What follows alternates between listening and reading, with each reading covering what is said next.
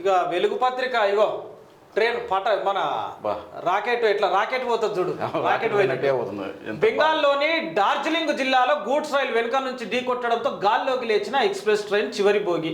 ఇల్లు వాళ్ళని ఉంటే ఎట్లనే మంది ఎక్స్ప్రెస్ భోగి ఉంది కదా, దానికి వెనకాల పార్సల్ భోగి ఉంది.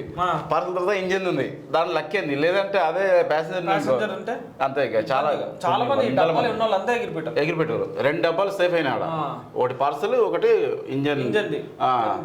చాలా సేఫ్ అన్న. లేదంటే ఎంతమంది పెట్టేవాళ్ళు మొత్తం 2 డబ్బాలు ఉండేవాళ్ళు. 2 భోగి సీట్లు ఉంటాయా? ఎక్కువ ఉంటాయి. ఒక 120 ఉంటాయి కదన్నా, 120 ఉంటాయి ఒక డబ్బాల. అవును. అంత సీట్ల మంది కూర్చోరు కదా, ఎక్కువ కూర్చుంటారు. కెపాసిటీ కంటే ఎక్కువ కూర్చుంటారు. కాంచన్జంగా ఎక్స్ప్రెస్ ను ఢీ కొట్టిన గూడ్స్ 15 మంది మృతి, 15 మంది చచ్చిపోయారు, 60 మంది గాయాలు.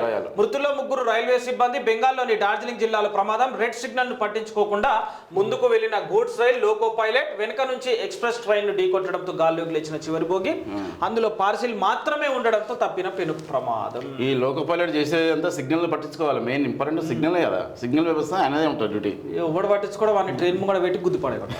28 మంది ఐపీఎస్ల బదిలీ. రాష్ట్రంలో ఐపీఎస్ల బదిలీ మొదలయ్యాయి. 28 మంది ఐపీఎస్ అధికారులను ట్రాన్స్ఫర్ చేస్తూ సిఎస్ శాంతికుమార్ సుమారు ఉత్తర్వులు జారీ చేశారు. జిల్లా యూనిట్ల అధికారులతో పాటు హైదరాబాద్ సిటీలో ఖాళీగా ఉన్న పోస్టులను కూడా భర్తీ చేశారు.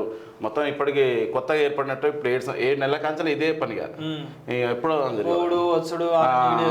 చెరుపు మార్పులు